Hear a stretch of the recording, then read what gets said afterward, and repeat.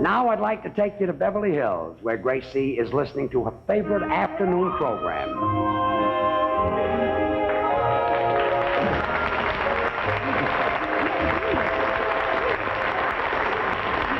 What, you want to be hanged? No, maybe Miss Crawford, the door is locked. What? No! It's open. Miss Crawford, come back. Tune in again tomorrow when Aunt Mary faces this problem. Ah, I love Aunt Mary. Oh, forgot the program's over. I can turn this on.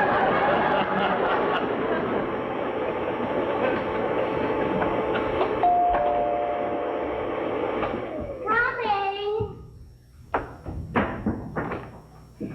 How do you do, madam? I'm Mr. Sweeney from the County Tax Assessor's Office. I've come to appraise your furniture. Oh, well, do I have to bring it out, or can you come in and look at it?